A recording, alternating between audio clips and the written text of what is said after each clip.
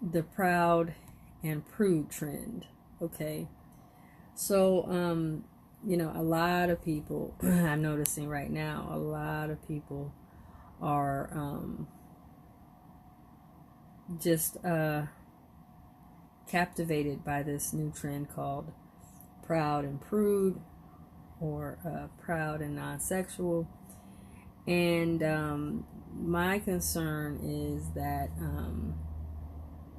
after your time of being celibate, prude, abstinent, whatever it is, touch free, whatever you want to call this so-called trend, after you get to a point where you're no longer touching, no longer allowing touch in your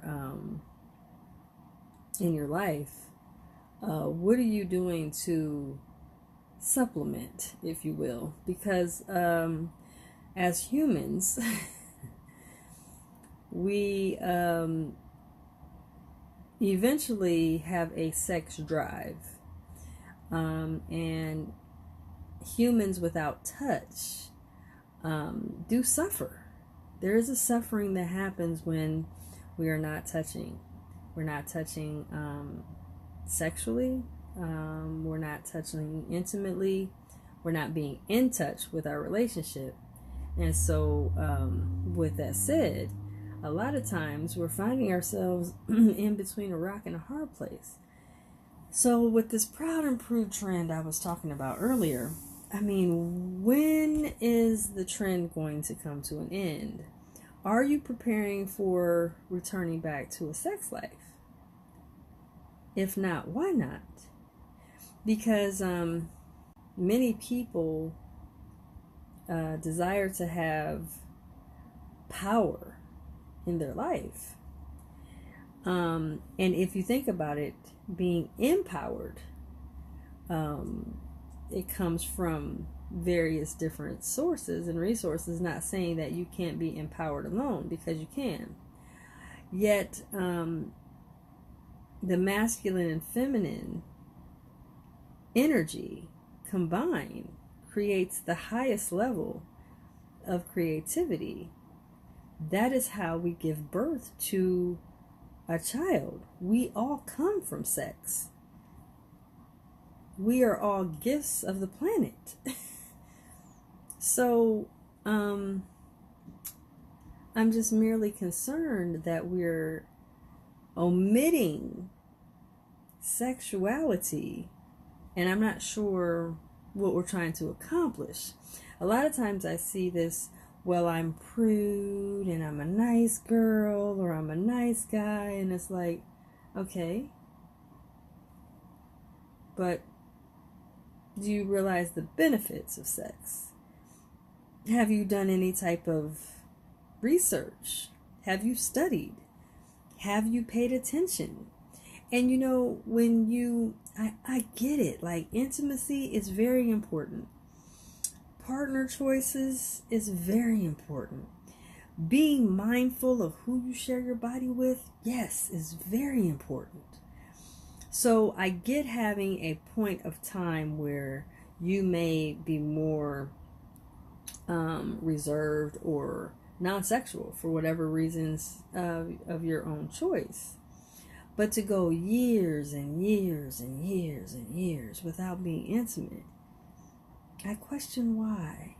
Because intimacy brings so much life to your life, especially if you are intimate with the right partner, with the right person.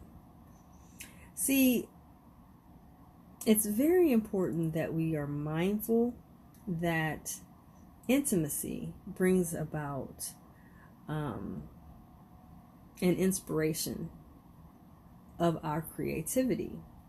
Sexual energy, which is what you exchange while being sexual with someone, that energy is there to power or empower a surge of your creativity in your life.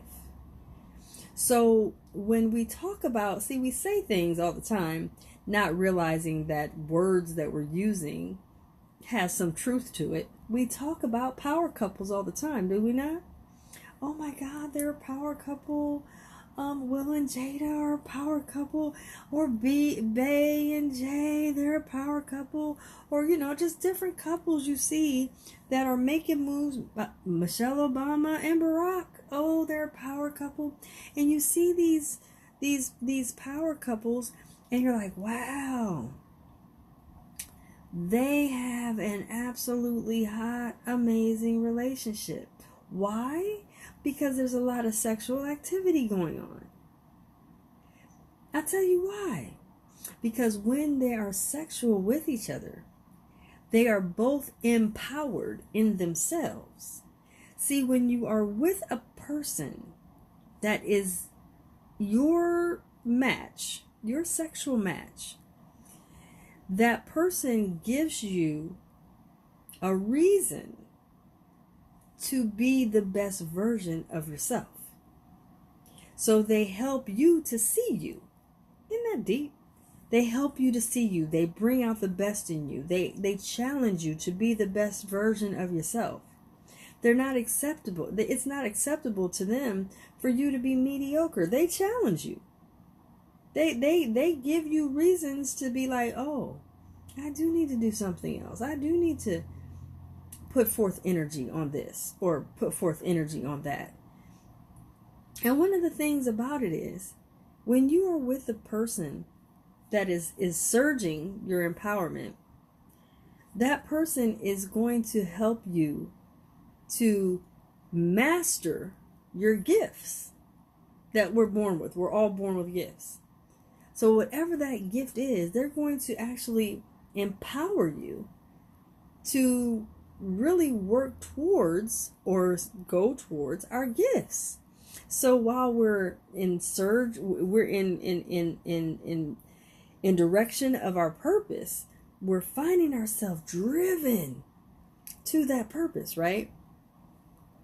And when we're driven to our purpose, be it as it may, we are now going to find ourselves more excited about mastering the gift. And then once we master our gift, guess what? We are pointing ourselves to our direction of our purpose while we're here. Why are we here? So when you are intimate with someone, or you find these couples that are just doing dynamic and you're like, wow, they are amazing together and I love their energy and oh my God, and oh, I want to have that. You get the power of the masculine and the feminine energy. That's power. So why I'm trying to encourage people to understand what sex is and why sex is so important. See, everybody doesn't tell us this kind of stuff. I'm gifting you something that you're not going to get in the textbooks. This is something that you understand over time, over studying, over understanding spiritually. That sex is a part of life. Think about it. We have a sex drive that just arises in our spirit naturally. We don't know when adolescence is going to spark our sex drive. We don't know how it shows up. We don't know any of that. All we know is naturally, it happens. We begin to become sexual. We begin to be attracted to whoever we're attracted to. And when we're attracted, we're finding ourselves sexually moved by them. All of that is natural. That is not something we have to consciously think about.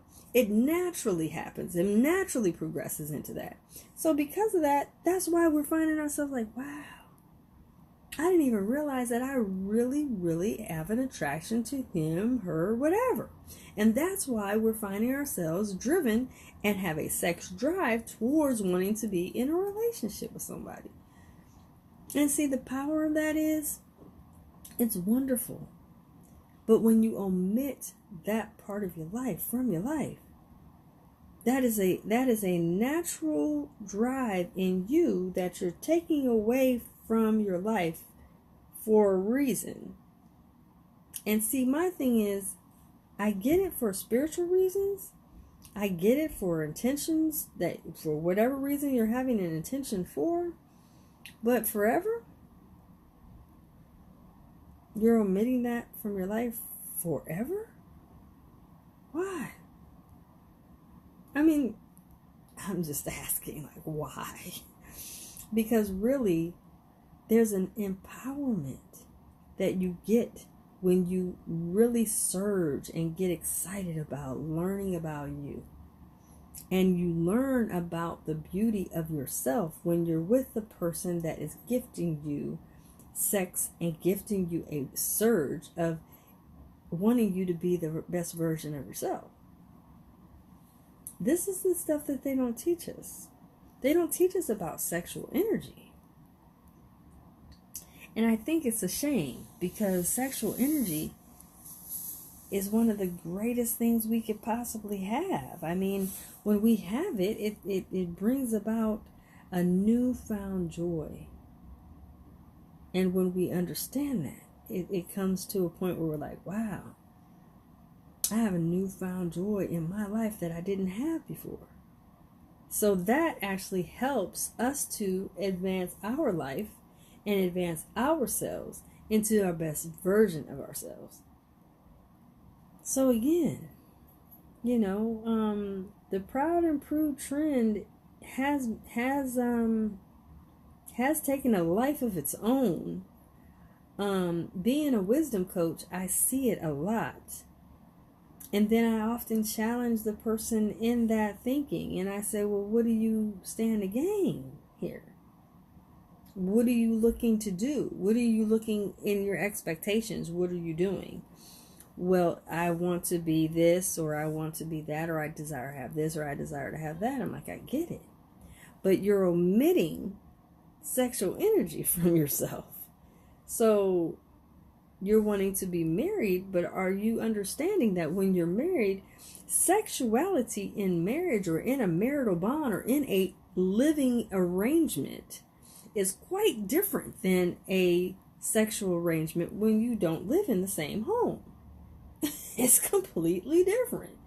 So the frequency of sex is quite more often when you are in the same home. The expectations from both parties, either one may want it more than the other, these things have to be discussed, because if you have been abstinent for 2, 3, 4, 5, 6 years or more, and you get into a partnership with someone, and you have went years without it, and then all of a sudden you have a partner that's wanting it on a continual basis, maybe 2 to 3 times a day, you're going to be like, I am needing to, fix this to where there's a compromise. And then it's like, well, why should I have to compromise? I'm wanting to be with you intimately, and, we're in a living arrangement. I'm just expecting that we're going to have sex all the time. And then it's like, no, I don't want to have sex all the time. I want to have sex maybe once or twice a week. But in the beginning, we had it a lot. And yeah, but that's not really my drive. So this is the kind of stuff that I'm dealing with within my coaching sessions. I'm having a lot of frequency problems. I'm having a lot of people not really being honest about their sex drive per se. They're not being very honest about how they feel about sex itself. And so there's just a lot of conflicts of understanding. And that's why I say it's so important that we really pay attention to what it is we desire, we want, we are truly wanting to have in relationships. Because if we don't talk, if we don't express, if we don't talk about coming out of celibacy, coming out of abstinence, what to expect. I mean, when you haven't been touched for a long time, ladies, if you haven't been touched sexually for a long time, your vaginal walls are very tight. It could be very discomforting the first time. It could be like you're a virgin all over again. And the man that you choose may be very endowed. That can be a challenge. These are all things we don't talk about sexually because we don't want to be like, oh, this is a conversation I wasn't expecting. But this is the conversations we should be having. because we're grown folks. We need to talk about this very conversation on what it is and what it takes to come out of celibacy, out of abstinence. What do we need to do to gain, to change, to have a better, more fulfilled relationship once we are no longer in our abstinence or in our celibacy? What do we do? So again, I'm Carla Nicole. I have a wisdom service. So, that's what I do. I really am here to help heal the community, help build relationships. It's very important.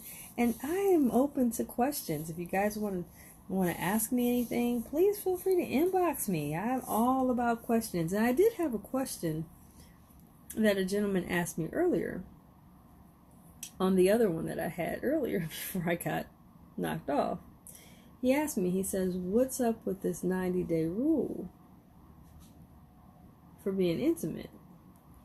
And so I guess I'll tap on that for just a second. So the 90-day rule is in place by a lot of women to ensure that she is not being just used just to be sexual. But here's my thing, and this is my this is my issue with the whole mindset of waiting or having a set time to when you can sleep with someone. My thing is, it's very important that we get past thinking that sex is to be bartered and exchanged. We're grown. So when we feel that we want to be intimate with someone, be it that it's 90 minutes, 90 weeks, or 90 days, should have no precedence over that decision. The decision needs to be made upon the knowledge of the person you're intimate with. Remember earlier I said knowledge is the best aphrodisiac in a relationship. So what that means is, when you get past the days or the time or, giving it to him this time or that time, we are not gifting the yoni to a man. There is an exchange. Sex is an exchange. You're giving, you're taking on both ends. One of the most disrespectful, I believe, one of the most disrespectful old sayings that really burns me up is the one about don't buy the cow when you can milk it for free. That is the most disrespectful, just very ignorant. Because first of all, we're not a cow, number one. Women are not cows. And first of all, sex is an exchange. So it's not as though a man is the only one having the enjoyment in sex. A woman is also in the act herself. And if she's not receiving any type of enjoyment, then that's because she may not have knowledge of what her body is capable of doing, and she just needs to do some sexual exploration. However,